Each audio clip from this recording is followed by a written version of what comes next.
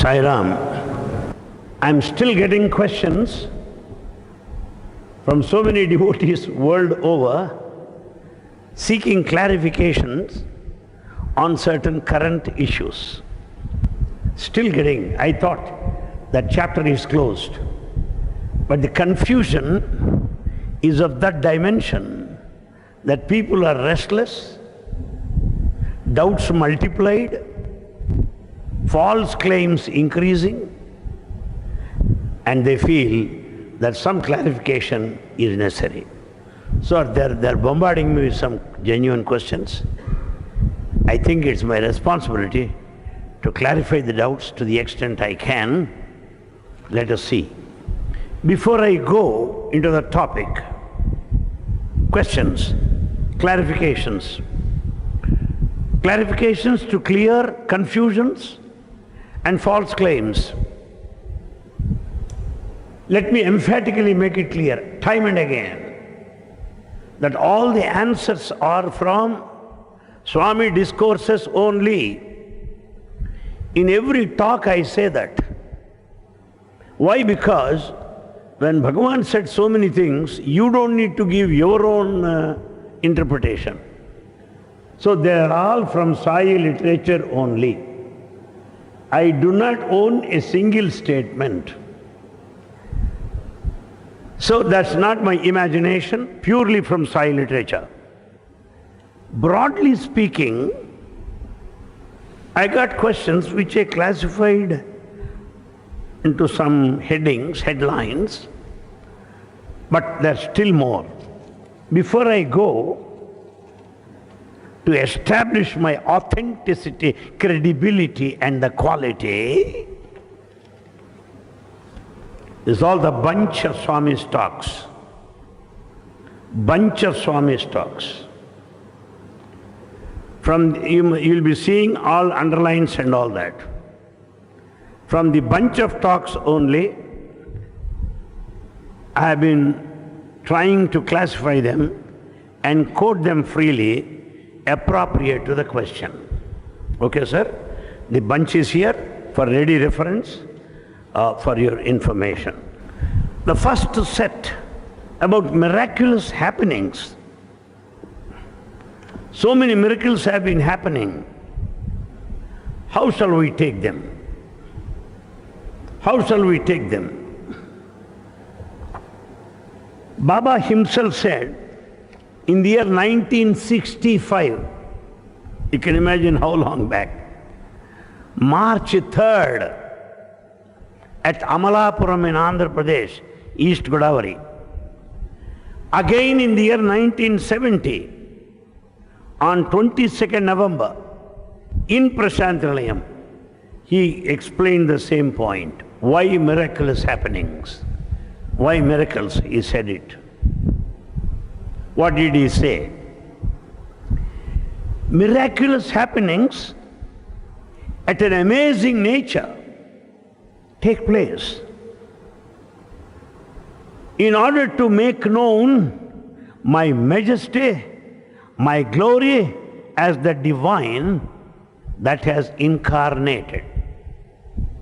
In other words, to let them know that God has come on earth, that Baba is God incarnate.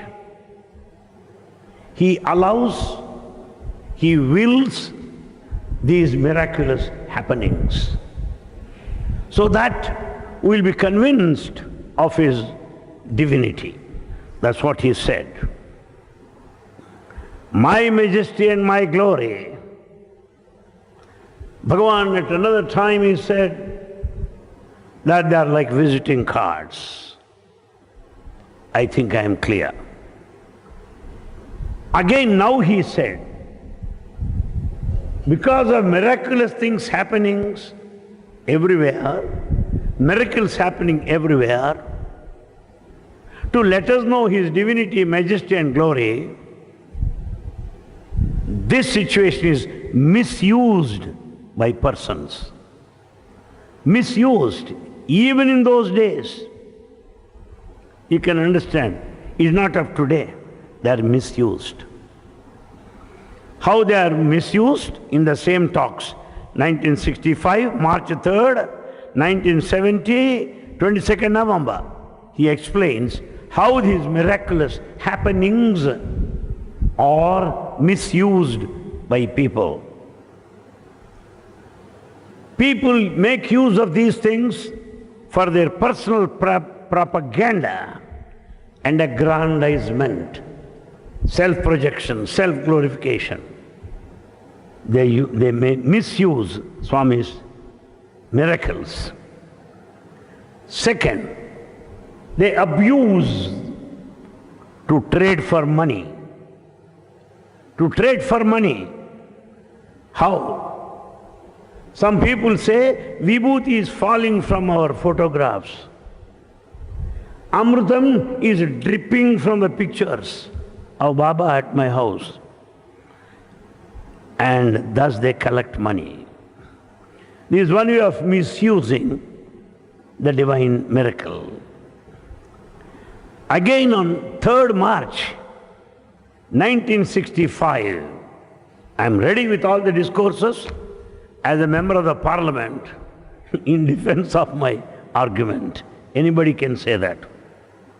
3rd March 1965, how people misuse. Some people think that they are superior devotees. Why? Vibhuti is falling from pictures, I say. Some people think they are of top grade in devotion. Why? Amrit is dripping from the pictures. Nonsense. Nonsense. Feeling that they are superior devotees, they confer boons and blessings on innocent folks. These are the sentences straight from Bhagavan Baba. Therefore, we should never misuse these gifts of grace as a sign of our superiority in the path of devotion. In devotion, there is no class like superior and inferior. Unless one is an ass, one will never realize that there is a class structure in the path of devotion. True devotion means all are same, all are one, that's all. You cannot say you are superior to me. I cannot consider myself inferior to you. All are same.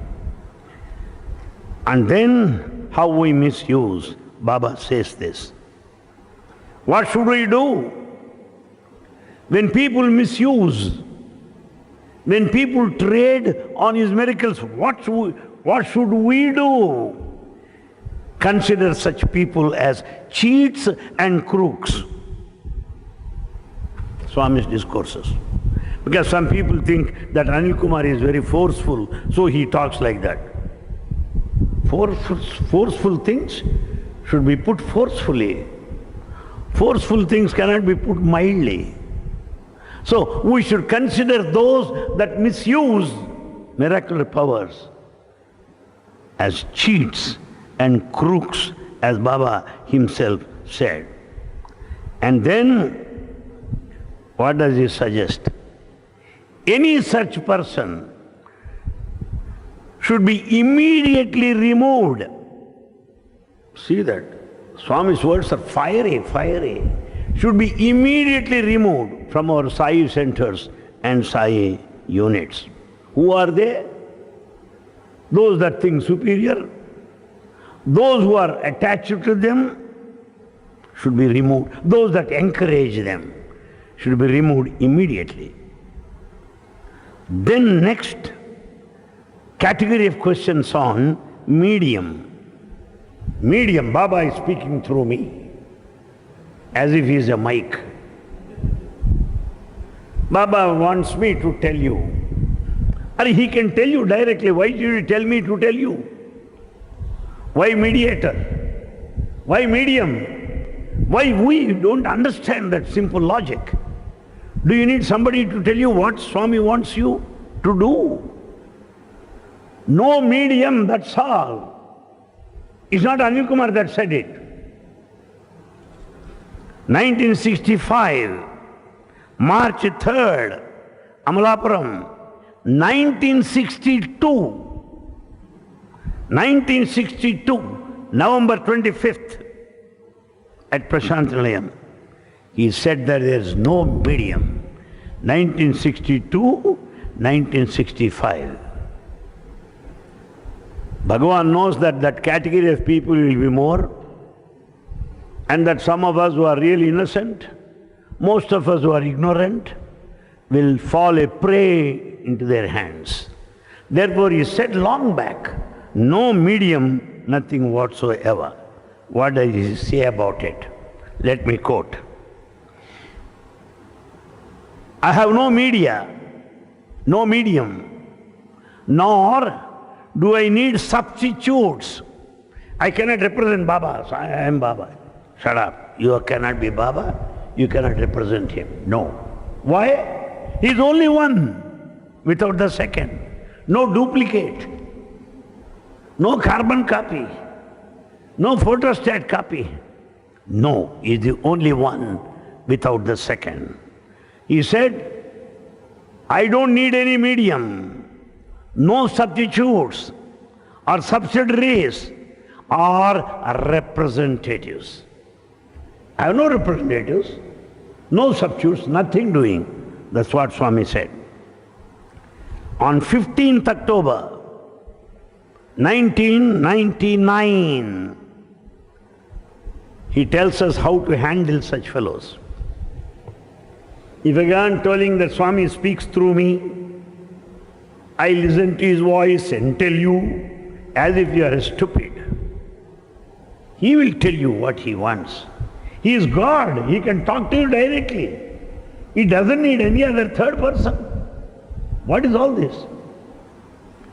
Swami clearly said how we should treat those people who consider themselves as medium, intermediate people. What does he say? What are Swami's comments? They must be insane or suffering from hysteria or possessed by some ghost. Clear? So if I act as a medium, it means I am insane or hysteric or possessed by some ghost. I cannot be his medium. That's what Baba said. And further, 15th October 1999, he said, if anyone says Swami speaks through me, understand it. It is not I that speaks through them. No, I don't speak through them. Consider them that they are agents, brokers and cheats. Heavy bombing. Consider them as brokers, cheats. That's what he said. Now you can have what Swami said about this particular medium who claims that Swami speaks through me. No.